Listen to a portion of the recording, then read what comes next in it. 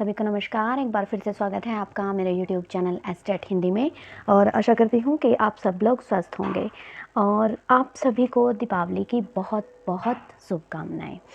तो इससे पहले कि क्लास में हम जो हमारी विषय सूची है वो कर चुके हैं।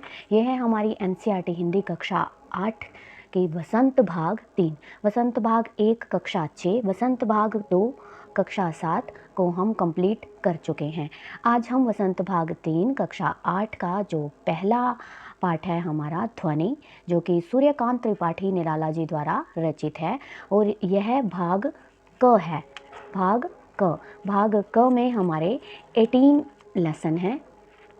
इनको हम जल्दी ही कंप्लीट कर लेंगे और फिर भाग ख की शुरुआत करेंगे, और जो कि मतलब जो हमारी TGT हिंदी के लिए बहुत ही इम्पोर्टेंट है। बहुत सारे जो प्रश्न हैं TGT हिंदी में NCERT हिंदी से आते हैं। तो आइए शुरू करते हैं आज की क्लास को, और इतना ही निवेदन करना चाहूँगी कि क्लास को अंत तक ज़रूर देखें और क्लास को लाइक अवश्य करें। तो आइए शुरू करते हैं। पहला पाठ है हमारा ध्वनि, जो कि सूर्यकांत त्रिपाठी निराला जी द्वारा रचित है। इसकी जो विधा है यह एक कविता है। ध्वनि क्या है? कविता। ध्वनि सूर्यकांत त्रिपाठी निराला। पहले हम इसका कवि परिचय कर लेते हैं। सूर्यकांत त्रिपाठी निराला हिंदी साहित्य जगत में महाप्राण निराला नाम से प्रसिद्ध सूर्यकांत त्रिपाठी निराला का जन्म 1897 ईस्वी में हुआ था। किसका? सूर्यकांत त्रिपाठी निराला जी का जन्म 1897 ईस्वी में हुआ था। इनका जन्म बंगाल के मेदिनीपुर जिले के महिसादल नामक स्थान पर हुआ था। कहाँ पर हुआ था? महिसादल नामक स्थान पर। इनके पिता राम सहाय त्रिपाठी उत्तर प्रदेश के उन्नाव जिले के गांव गढ़ाकोला के निवासी थे। कहाँ के निवासी थे इनके पिताजी? गढ़ाकोला के, यानी उत्तर प्रदेश में जो उन्नाव जिला है उसमें है गांव गढ़ाकोला। और कौन थे इनके पिताजी? श्री राम सहाय त्रिपाठी। वे उस समय रियासत महिसादल में कोषाध्यक्ष थे। जब निराला जी 3 वर्ष के थे तो इनकी माता का देहावसान हो गया था। इनकी अधिकांश शिक्षा घर पर ही हुई थी।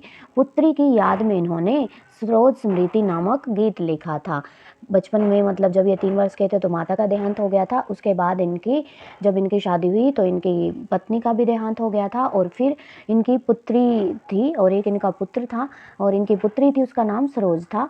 जो कि सरोज थी वो भी, उसकी भी मृत्यु हो गई थी, जिसकी याद में इन्होंने एक शोक गीत लिखा था और जिसका नाम था सरोज स्मृति। महादेवी वर्मा ने इन्हें साहित्यकार संसद में रखा था, लेकिन वे वहाँ भी देर तक नहीं रहे थे। वे समय के साथ इनका शरीर बीमारियों से जर्जर हो गया। 15 अगस्त 1961 ईस्वी में इनका देहांत हो गया था। निराला जी अत्यंत उदार, स्वाभिमानी, अध्ययनशील, प्रकृति प्रेमी तथा सरल स्वभाव के व्यक्ति थे। काव्य संग्रह हैं इनके अनामिका, परिमल, गीतिका, बेला, नए पत्ते, अपरा, आराधना, अर्चना आदि। ये सब क्या है? इनके काव्य संग्रह हैं। अब हम जो इनके कविता है उसके प्रसंग कर लेते हैं।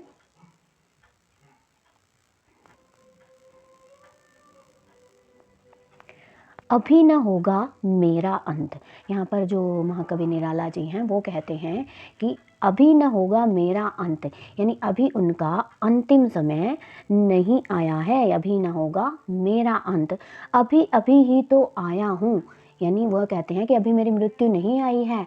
मतलब जो कवि निराला जी हैं वो ऐसा लग रहा है जैसे विद्रोहियों को चुनौती देते हुए कहते हैं कि अभी उनका अंत नहीं हो सकता, वे तो अभी अभी ही आए हैं। यानी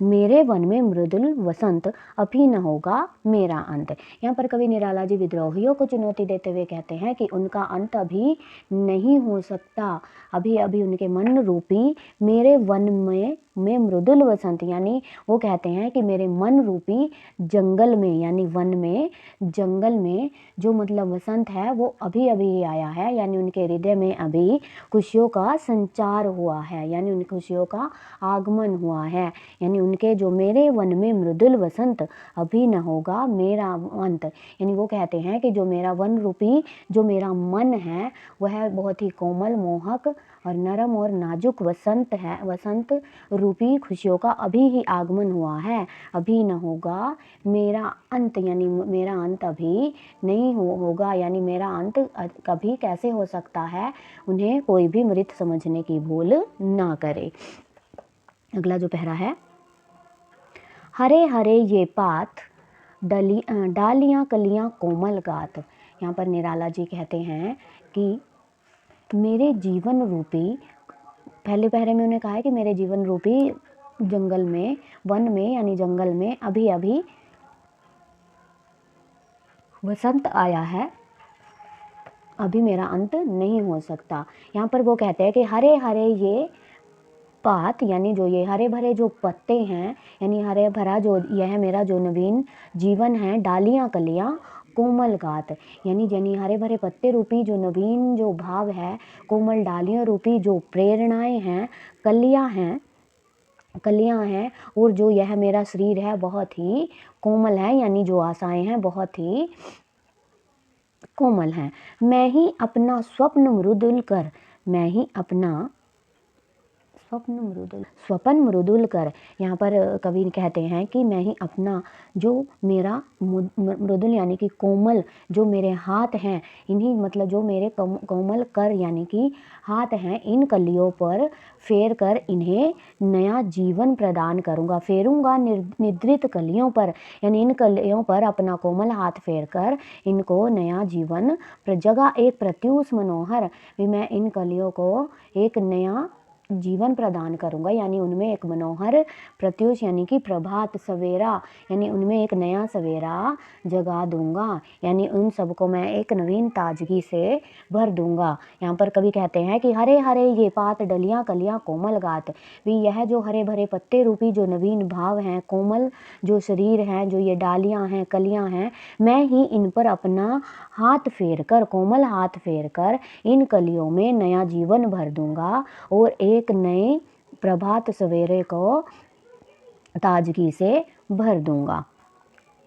अगला है, पुष्प से यानी जितने भी फूलों से तंद्रालस होता है, यानी कि जो उनमें फूलों में जो आलस्य भरा है, लालसा खींच लूँगा मैं। यानी कवि कहता है कि फूलों में जो आलसा भरी हुई है उनको मैं खींच लूँगा, यानी उनको मैं दूर कर दूँगा। अपने नव जीवन का अमृत सहर्ष सींच दूँगा मैं, यानी अपना जो मेरा नव उत्साह से प्राप्त होने वाला जो अमृत है, जो नव उत्साह से प्राप्त होने वाला जो अमृत है, जो कि लोक मंगल के लिए होता है, भी अमृत सहर्ष सींच दूँगा मैं, भी उसको मैं लोक मंगल के लिए मतलब अपनी प्रसन्नता से उसको ही अर्पित कर दूँगा। द्वार दिखा दूँगा फिर उनको, और फिर मैं जो मतलब यह द्वार दिखा दूंगा फिर उनको, और यहाँ पर कवि कहते हैं कि मैं उनको द्वार यानी कि जो निराश व हताश हो चुके लोग हैं, मैं उनको एक नया दरवाज़ा दिखा दूंगा, यानी जो नई किरण है उनके जीवन में भर दूंगा।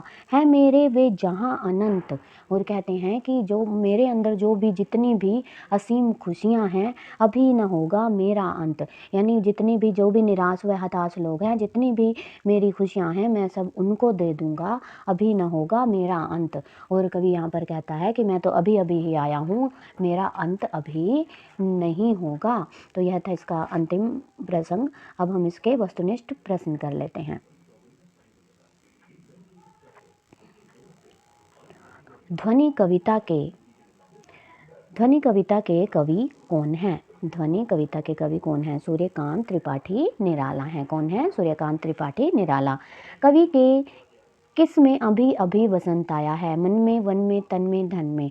तो किस में अभी वसंत आया है? क्या बोला है कवि ने? वन, यानी मन रूपी जो वन है यानी जंगल में क्या आया है? अभी अभी वसंत आया है। कवि का भी क्या नहीं होगा? कंत संत अंत पंथ, तो क्या नहीं होगा? अंत अभी न होगा मेरा अंत, अभी अभी तो आया हूँ, अभी न होगा मेरा अंत। अगला प्रश्न है, हरे भरे क्या हैं? हरे भरे क्या हैं? वस्त्र हैं, घास है, उद्यान है, पात हैं। तो क्या है? हरे हरे पात हैं, यानी पत्ते हैं। हरे हरे, जिसमें इन्होंने कहा है हरे हरे पात, डालियां कलियां कोमल गात। हरे हरे पात, डालियां कलियां और कोमल गात। तो क्या है? हरे हरे पात। कलियां कैसी हैं? जागृत हैं, निद्रित हैं, तंद्रिल हैं, मुद्रित हैं। तो कैसी हैं डालियां? निद्रित हैं, जहाँ पर इन्होंने कहा है फेरूंगा निद्रित कलियों पर, फेरूंगा निद्रित कलियों पर। तो कैसी हैं? कलियां निद्रित हैं। प्रत्यूष दिन का कौन सा भाग होता है? प्रत्यूष दिन का रात, संध्या, दोपहर या फिर प्रातः। तो कौन सा होता है? प्रभात। क्या होता है? प्रातः, यानी कि प्रभात। द्वार दिखा दूंगा फिर उनको में अलंकार कौन सा है? उपमा, अनुप्रास, रूपक या फिर यमक। तो कौन सा है? एक ही वर्ण की आवृत्ति हो रही है, द, यानी द्वार दिखा दूंगा। तो कौन सा है? अनुप्रास है। मृदुल का अर्थ क्या है? मृदुल कर, यानी कि कोमल हाथ। क्या बोला गया है? कोमल हाथ। पुष्प पुष्प से कवि तंद्रालस क्या खींचना चाहता है? लालसा, पराग, सुगंध, पंखुड़ियाँ। तो क्या खींचना चाहता है? पुष्प पुष्प से तंद्रालस लालसा, लालसा खींचना चाहता है। कलियों का गीत कैसा है? खुरदुरा, कठोर, अनगढ़, कोमल। तो कैसा है? कोमल है। कैसा है? कोमल है। ध्वनि कविता में किस ऋतु का नाम आया है? ग्रीष्म, वसंत, पावस, शरद। तो किसका नाम आया है? वसंत ऋतु का। प्रत्यूष को कवि ने कैसा कहा है? मनोरम, मनोभव, मनोहर, मनोज्ञ। तो कैसा कहा है? मनोहर कहा है। क्या कहा है? मनोहर। कवि ने अनंत अपने किसको कहा है? आराध्य को, प्रिय को, सखा को, पुत्र को। तो किसको कहा है? आराध्य को। किसको कहा है? अनंत आराध्य को। अपने नवजीवन के किस से कवि सींचना चाहता है? अपने नवजीवन को कवि किस से सींचना चाहता है? रक्त, अमृत, आंसू, संवेद। तो किससे सींचना चाहता है? अमृत से। किससे सींचना चाहता है? अमृत से। कवि ने स्वपन मृदुल किसे कहा है? मुंह को, आंखों को, कर को, पग को। तो किसको कहा है? स्वपन मृदुल कर। किसको? कर को, यानी हाथ को। ध्वनि कविता में कवि अपने सपनों का मृदुल हाथ किन पर फेरना चाहता है? फूलों पर, निद्रित कलियों पर, हरी घास पर, बादलों पर। तो किस पर फेरना चाहता है? निद्रित कलियों पर, यानी कोमल जो हाथ है किस पर फेरना चाहता है? निद्रित कलियों पर, यानी जो कलियां सोई हुई हैं। तंद्रालस शब्द का क्या अर्थ है? ऊंघ के कारण होने वाला आलस्य, मृत्यु, खुशी या फिर डर। तो क्या है? ऊंघ के कारण होने वाला आलस्य। कवि पुष्पों को अपना क्या अर्पित करना चाहता है? धन, सपने, मन, घर। तो क्या अर्पित करना चाहता है? सपने अर्पित करना चाहता है। कवि सोई हुई कलियों को किसके भांति नया जीवन देना चाहता है? पहाड़ की, तारों की, सूर्य की, चंद्रमा की। तो किसके भांति देना चाहता है? सूर्य की भांति। कवि के हृदय में किस प्रकार का भाव जागृत हुआ है? ईमानदारी, इनमें से कोई नहीं, क्रोध नहीं, उमंग और उत्साह। तो कौन सा भाव जागृत हुआ है? नहीं, उमंग और उत्साह। तो यह था हमारा पहला लेसन। अब हम करेंगे पाठ नंबर 2। पाठ नंबर 2, लाख की चूड़ियाँ। क्या करेंगे? लाख की चूड़ियाँ, जो कि कामता प्रसाद जी द्वारा रचित है। कामता नाथ जी द्वारा रचित है। कामता नाथ हिंदी साहित्य के सुप्रसिद्ध लेखक हैं। इनकी रचनाओं में इंसानियत और अपनेपन की अधिकता है। इन्होंने इनमें अपने भावों को व्यक्त किया है। उन्होंने भाव और कला दोनों ही क्षेत्रों में अपनी विद्रोही विचारधारा का प्रकाशन किया है। यह समाज में बुराइयां बाहर निकाल फेंकना चाहते हैं, यानी जो समाज में जो व्याप्त बुराइयां हैं, समाज से बुराइयों को बाहर निकाल फेंकना चाहते हैं। इन्होंने अपनी रचनाओं में तत्सम, तद्भव, देशज शब्दों से युक्त खड़ी बोली का प्रयोग किया है। वाक्य विन्यास में लेखक ने संक्षिप्त वाक्यों के साथ साथ लंबे लंबे वाक्यों का भी प्रयोग किया है। तो अब है पाठ का सार। लाख की चूड़ियाँ श्री कामता प्रसाद द्वारा लिखित एक श्रेष्ठ भावात्मक और सच्चाई के धरातल पर स्थित कहानी है। क्या है? लाख की चूड़ियों की विधा, यह एक कहानी है। यह भी कई बार पूछ लिया जाता है कि यह जो पाठ है, लाख की चूड़ियाँ हैं जैसे, या कोई भी पाठ है, इसकी विधा क्या है। तो लाख की चूड़ियों की विधा क्या है, कहानी है, जिसमें लेखक ने ग्रामीण जीवन और लघु उद्योग पर प्रकाश डाला है। लेखक बदलते समय समय के साथ चीज़ों के उत्पन्न बदलाव को भी दर्शाता है। की चूड़ियाँ प्राचीन परंपरा और कठोर परिश्रम की प्रतीक हैं। इस कहानी में लेखक ने समय की मार और बदलते परिवेश का सुंदर वर्णन किया है। लेखक कहता है कि सारे गांव में बदलू उसे बहुत अच्छा लगता है। क्या है कैरेक्टर का नाम, पूरे गांव में उसे कौन अच्छा लगता है लेखक को, बदलू, क्योंकि वह उसे लाख की सुंदर गोलियां बनाकर देता है। क्या बनाकर देता है, लाख की सुंदर गोलियां। बदलू लेखक के मामा के गांव का रहने वाला था। कहाँ का रहने वाला था, मामा के गांव का, इसीलिए उसे बदलू को मामा कहना चाहिए, लेकिन लेखक उसे सदैव काका कहकर पुकारता है। बदलू का घर कच्चा बना हुआ है, उसके घर के सामने नीम का वृक्ष है। कैसा है बदलू का घर, कच्चा है, और उसके घर के सामने क्या है, नीम का वृक्ष है, जिसके नीचे बैठकर वह भट्टी में लाख पिघलाया करता है। बदलू अपना सारा कार्य माचिए पर बैठकर करता था, साथ ही वहाँ उसका हुक्का रहता है। बदलू लेखक को लला कहकर पुकारता है। उसके वहाँ पहुँचने पर उसके लिए झट से मचिया मंगवाता है, जिस पर लेखक बैठता है। बदलू और लेखक घंटों आपस में बातें करते रहते हैं। कभी उनकी बात का विषय लेखक की पढ़ाई होती थी, तो कभी घर और गांव की बातें होती थी। क्या होता था विषय बातों का, लेखक की पढ़ाई या फिर घर या गांव की बातें। गांव में लेखक का ज़्यादातर समय बदलू के पास ही बीतने लगा। दोनों में उम्र का अंतर होने पर भी आपस में खूब बनती थी।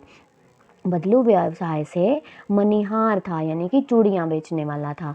उसका पैतृक पेशा था। वह अत्यंत सुंदर और आकर्षक चूड़ियाँ बनाता था। चूड़ियाँ भी ऐसी जो देखे देखता रह जाए।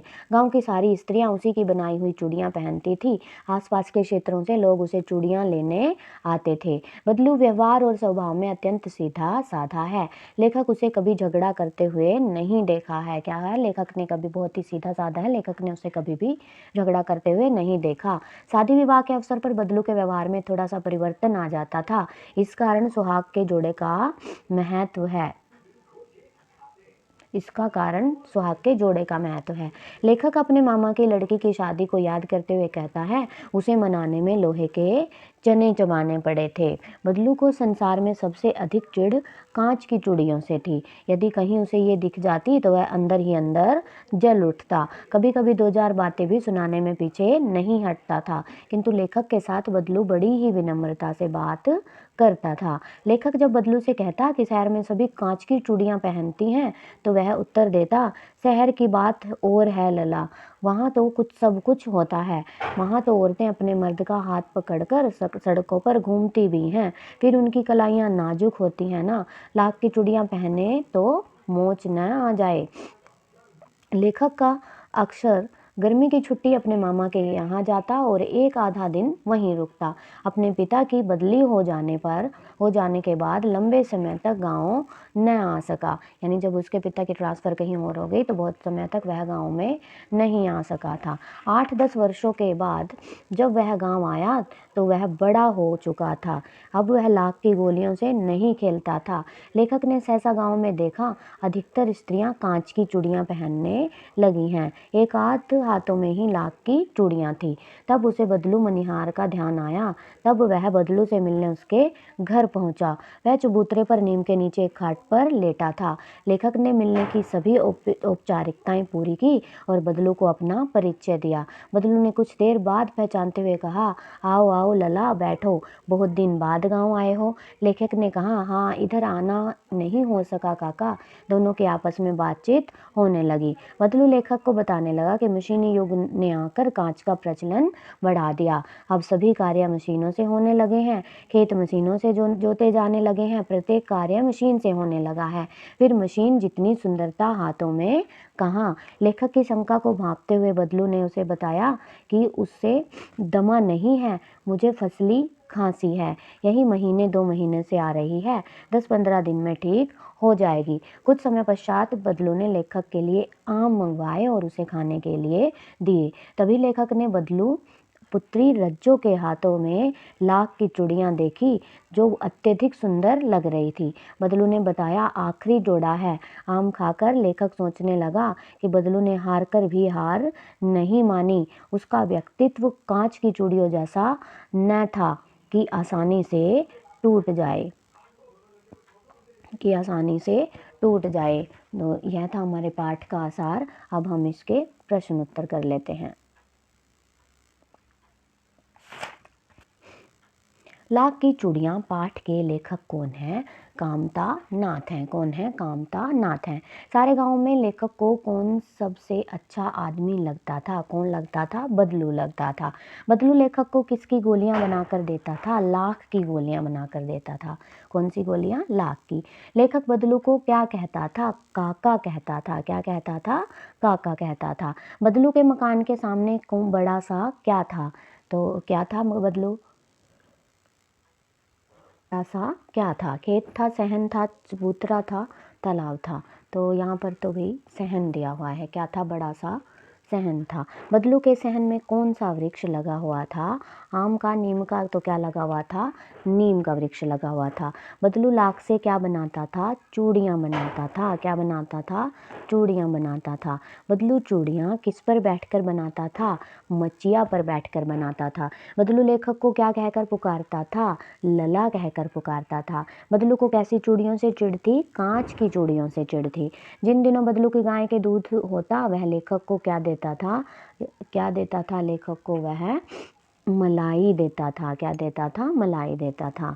लेखक लगभग कितने वर्षों बाद गांव गया? 4, 5, 7, 8। तो कितने वर्षों बाद गांव गया था? 8, 10 वर्षों बाद। बदलू की बेटी का नाम क्या था? क्या था? बदलू की बेटी का नाम रज्जो था। बदलू ने लेखक को कौन से आम देने के लिए अपनी बेटी से कहा? सिंदूरी आम देने के लिए कहा था। कौन से आम? सिंदूरी आम।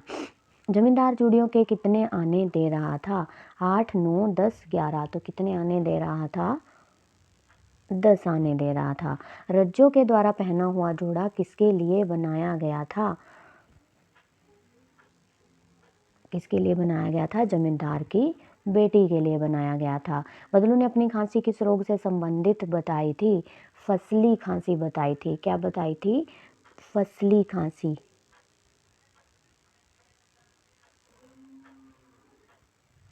बदलू लेखक को कौन सा फल खिलाता था?